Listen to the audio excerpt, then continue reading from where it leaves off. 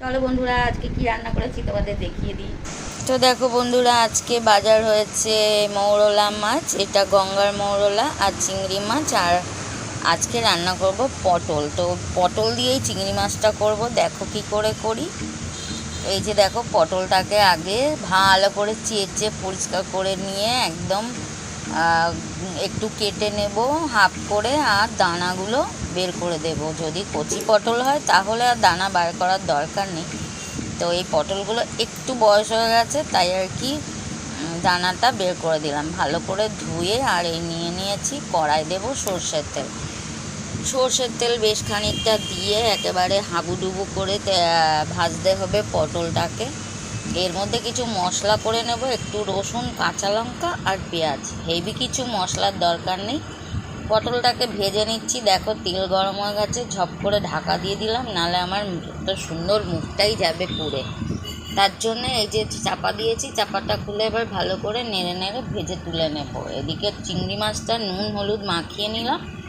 পটল ভাজা হয়ে গেছে, বেশি ভাজার দরকার নেই, এরকম ভাজা হলেই হয়ে যাবে। সরাসরি নিয়ে নিলাম মিক্সির বোলে, আর চিংড়ি মাছটা ওই তেলে ভেজে নিচ্ছি। চিংড়ি মাছও ভাজা হয়ে গেল, খুব বেশি ভাজার দরকার নেই। এবার ওই তেলেই দিয়ে দেবো একটুখানি কালো জিরে। একটু কালো জিরে দিয়ে, আর ওই যে পেঁয়াজ রসুন কাঁচা লঙ্কা যে কুচি করেছি, মিক্সিতে এক পাক ঘোরালেই কুচি কুচি হয়ে যায়। আমারও তো কোচাবার টাইম নেই, তো তাই আমি এইভাবেই করে নিই।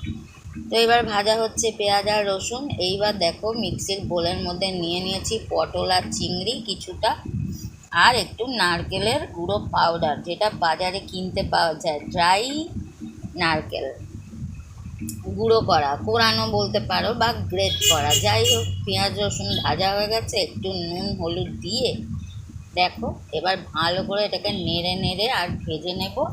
নিয়ে এবার এর মধ্যেই দিয়ে দেবো, এই দেখো ভাজা প্রায় হয়েই গেছে। তো কাঁচা রসুনের গন্ধটা গেলেই হবে। এবার দিয়ে দিলাম পটল বাটা, মানে পটল আর চিংড়ি মাছ বাটা। এইবার দিয়ে ভালো করে নেড়ে নেড়ে নেড়ে নেড়ে শুকনো করার পালা। আর অল্প একটু চিনি দিয়ে দিলাম। এইবার মিক্সির বোলটা পরিষ্কার করে যা ছিল আরও পটল বাটা সব দিয়ে দিলাম, আর গোটা চিংড়ি মাছ কিছুটা দিয়ে দিলাম। তো এবার ভালো করে খালি নাড়তে হবে নাড়তে হবে, নেড়ে নেড়ে নেড়ে নেড়ে আমার হাতের ডানাটা তো পুরো গেল। এত নাড়তে হবে, দেখতেই পাচ্ছ, বুঝতেই পারছো। খালি নাড়তে হবে অনবরত, আর কিছু এর মধ্যে দেওয়ার নেই। হ্যাঁ, মনে হচ্ছে একটু তেল কম হয়ে গেছে, তাই আমি আর একটা পাত্রে একটু তেল গরম করেছি, এর মধ্যে একটু তেল দিয়ে দেবো। কেন এইসব জিনিসে একটু তেল কম হলে ভালো লাগে না। এই যে দিয়ে দিলাম একটু তেল। আবার এটাকে নাড়ছি ভালো করে নেড়ে নেড়ে। যখন দেখবো এটা বেশ খানিকটা ড্রাই হয়ে গেছে, তখন কিন্তু এটাকে নামিয়ে নেব। তো এই দেখো বেশ হয়ে গেছে টাটা। তো এইবার কি করব, এটাকে আমি আহা শুকে দেখছি একটু কেমন হয়েছে, দারুণ হয়েছে। দিয়ে দিলাম একটু লেবুর রস। এবার গ্যাসটা অফ করে আর নামিয়ে নেব। দেখো কেমন হচ্ছে পটল ভর্তা গরম গরম ভাতের সাথে, আহ কি দারুণ খেতে।